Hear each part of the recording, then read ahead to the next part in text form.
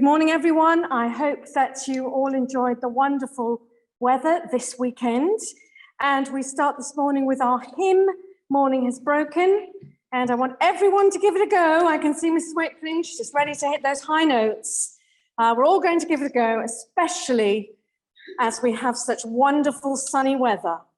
Right, how many notes do we have, Mr. Tucker, before we're in? Play the first line. Okay, we come in, we hear the first line, and then we're in. Right.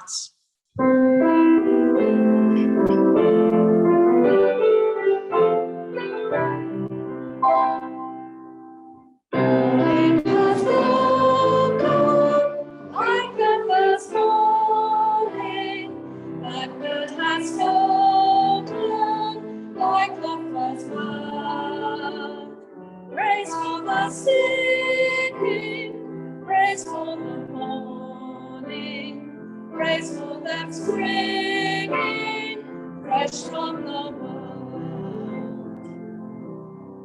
With the rains you fall, sunlit from heaven, like the first dew fall on the first grass. Praise for the sweetness of the red garden, young in completeness, where his feet pass. As the sunlight lights the morning, born of the moonlight, Eden so play. Praise with elation, praise every morning, God's recreation of the new day.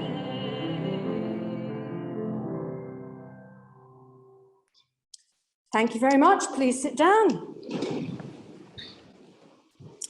So we start with some photos of the week, and in line with our beautiful weekend, May is such a wonderful month. It's my favorite month, and all the flowers and trees are really coming into bloom. Those of you who love the rhododendrons and the azaleas around sites, Mrs. Stone is nodding. They look beautiful, don't they? So the reds and pinks, and they're all out. And we've got some lovely photographs. So these two were sent in by Mr. Gibson, some bluebell woods. And if you have some near you, then please go and have a look at them. And for those of you, the botanists, I think, Mr. Gibson, that's a British bluebell because it has flowers on one side. And that is the native bluebell. The more common one at the moment is the Spanish bluebell, and they have flowers on both sides. Mrs. Stone is nodding. I think they're impressed with my knowledge of bluebells. Thumbs up from the back row. So next time you see a bluebell, have a look. Has it got flowers on just one side, in which case it's the British one, or on both, in which case it is a Spanish one, and they are both beautiful. Now, he also sent in this photograph, buttercups. Now, I said the heron was an underrated bird. The buttercup is an underrated flower, I say, because if you see meadows full of them, they look really stunning. And as a child, we used to pick one and just hold it under your chin. If the chin went yellow, it's supposed to mean you like butter. But I don't think that's scientific, is it, Mr.? No, he's saying it's not. But, you know, worth trying if you're in a field of buttercups. Then I sent in this one. So another underrated plant. In fact, many gardeners call it a weed.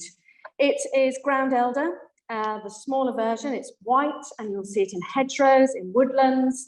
You will see it as you're driving along, fields and gardens. The bigger version is this sort of cow parsley, and I think it's a really lovely plant, but then it's not in my garden. And if you see it, have a look at it, because actually it signals to me summer. When that comes into bloom, it's summertime. Right, let's have a look at the next one. Now, I asked for content, and Miss Vanko didn't let me down. So she said, Mrs. Holloway, I went to the New Forest with Nemi, the dog, and there were lots of horses. So thank you, Miss Vanko, for sending in your photograph. So please, please keep those photos coming, because we have 3 assemblies a week now. I need that content. The next photo, this has come in from the Sixth Form Rwanda Committee. They have been putting together gift parcels for the cooperative. in Hanukkah.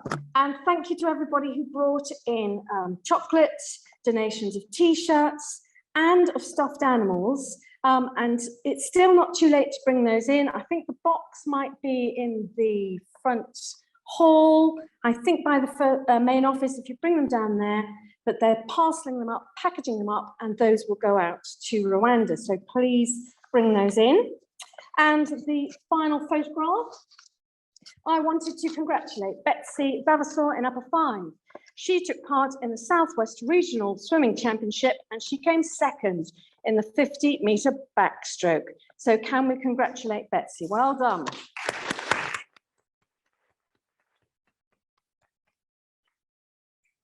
Now, the next person I wanted to congratulate is Larissa. Now, she usually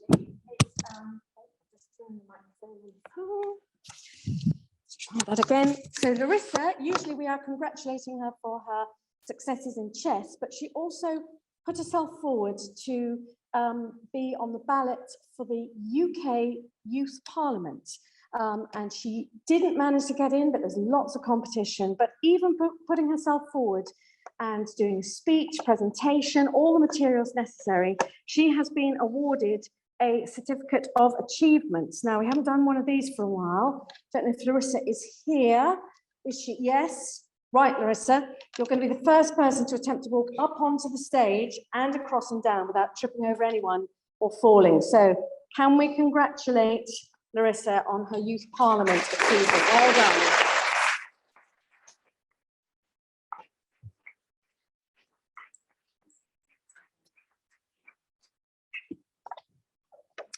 So our theme last week was resilience and determination. This week, we're going to look at Mental Health Awareness Week, but Mrs. MacDonald is leading on that on Wednesday. So I've decided this morning to speak about resilience and determination. And I wanted to focus upon a woman who has shown great grit and determination over the past 10 years. So let's have a look at a photograph of her. This lady is Shabana Bazic Razik, and she set up SOLA, which is a boarding school for leadership for girls in Afghanistan. Let's have a watch of the video that tells us a little bit more about the school that she founded.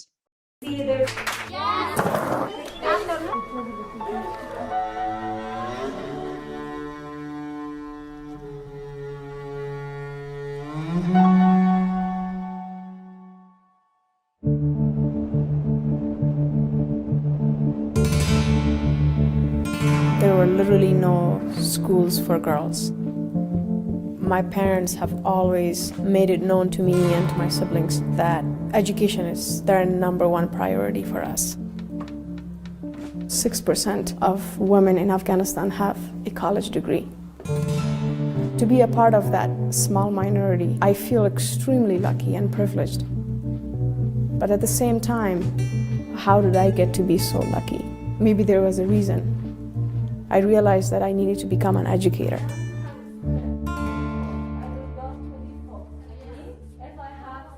I'm the president and co-founder of SOLA, School of Leadership Afghanistan. It's the first girls' boarding school in Afghanistan. Their education has a real purpose, not just for them to have a good job, good income, but their education is also for them to serve their country, to be responsible global citizens. Exactly, 9 times 4. The process of empowerment has to be initiated from within. We create a safe space for these girls to be able to grow into their confident selves. There you go, there you go, there you go. See, you can all do it. If I can be a doctor, I want to be a teacher of science. I want to be an explorer. I want to be so many things, but it's really hard to decide. I want to be a doctor and a teacher. I want to prove that girl can do everything. Okay, what subject? History? Okay. They all come here to learn to become the future leaders of Afghanistan.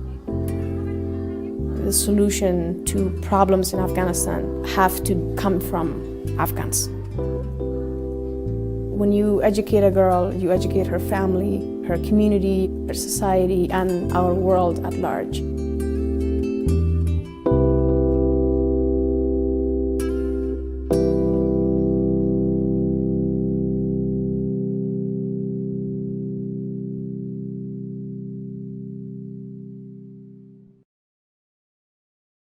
Setting up such a school in Afghanistan was a great challenge, even before the Taliban retook control of the country in August last year. So that video was 2014.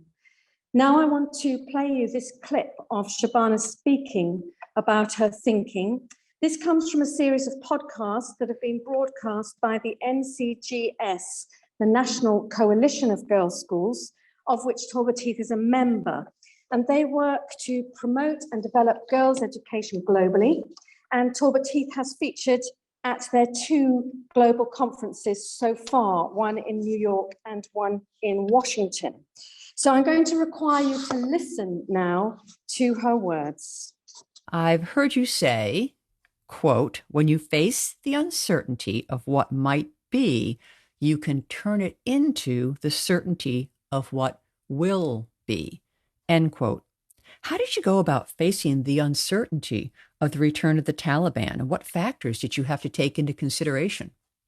I have to be honest, Trudy, that when this was becoming more imminent, I was facing this on 2 levels. On a deeply personal level, I was in complete denial. Really, it could not and still fail to wrap my head around the decision to unconditionally withdraw troops from Afghanistan. I was in utter shock, didn't believe it could happen. So even to the very end, August 15th, when I got that news that the Taliban had entered Kabul city, I was in Kabul city and I still could not believe it. But that was a very personal human response throughout this whole time. I kept on telling myself, this can't happen, this can't be. The world has invested so much, both in terms of human resources and financial resources in Afghanistan. This just can't happen. But then there was this other side of me as a founder of the first and only private all-girls boarding school in Afghanistan, in a country where it was already so sensitive to operate this model of education for girls, inviting girls from the most remote parts of the country to come to Kabul city, to a safe and nurturing space to be educated. And in that role, I felt an enormous sense of responsibility. I knew even before the April 2021 announcement that, in fact, much, much earlier than that, I knew that there will be a time when, if it comes to it, operating as usual would be incredibly irresponsible. Withdrawing their troops from Afghanistan in April 2021, and by August 2021, they had retaken control of the whole of Afghanistan. When they retook control, she knew she would have to move her school abroad, and they would not allow girls to be educated, and they certainly wouldn't allow them to develop any leadership skills. So before the announcement was made, she already had a plan. She'd been working with the National Coalition of Girls' Schools, and she had a plan in place, a contingency plan, to relocate her whole school to Rwanda. But the Afghan government collapsed so quickly that she had to sneak 250 students, staff, and their families under cover of darkness to the airport as quickly as she could so that they could flee as refugees. She knew full well that she and her students and staff would be targeted and killed by the Taliban. And she's spoken since of having been traumatized by that experience. That thought still haunts me, she says. It suddenly takes over all my senses in a way. Just this idea of what if we were to lose one of our students? Fortunately, all of her pupils, staff, and families managed to flee to Rwanda, and the whole school there is now operating, supported by international organizations that support universal education for girls. Being a leader on the global stage requires bold thinking, adaptability, and flexibility. And Shabana demonstrated this in what she has managed to set up and continue under the most challenging of circumstances. Now, in 2018, Talbot Heath joined the Girl Up Foundation, which is a collaboration of young girls and women around the globe to promote women's rights and gender equality. And I used to run that as a lunchtime club up until the pandemic. And I think now is the time I wish to relaunch this initiative, and I'll be sending around a Google form for you to sign if you would like to get involved. This resonated. I wrote this assembly on Friday afternoon. On Saturday, the Taliban announced that all women in Afghanistan are now required to cover their faces as well as their hair, and failure to do so will result in imprisonment. Shocking news, and it just shows you how quickly those rights of girls and women can be taken away. We still have a very long way to go before we get full gender equality around the world. And I'm saying to you as pupils at a girls' school, never take your education for granted and never take your rights for granted. And it's important for us who have those freedoms to speak up and stand up for those who do not. So I hope that a number of you will get involved. So we have one notice from me. If you take part in a fixture and you have catch-up work to do, the PE department have said you can either use your core PE time, provided you inform the PE staff, or with permission of your tutors, you may use some form time, registration time on a Tuesday and Thursday morning. Lower 4, it's the interdisciplinary day tomorrow. You go to the hub at 9 a.m, you'll get your timetable there, normal school uniform, no PE kit. And I'll hand over now, Jasmine has a notice. Tomorrow is the last day for donations to be brought in to help the training people. Items can be tinned food, canned food, dried food, or anything such as clothes or blankets or painkillers. Can any items be brought into the senior school office? We pray, O Lord, for your world, a troubled world. We know that the media spotlight shifts from country to country, but today we bring before you Afghanistan, especially girls and women there who struggle for their freedom, for their rights, for their dignity. We pray that you will be with them all in that struggle and those who have left the country and seek freedom elsewhere. We ask this in Jesus' name. Amen.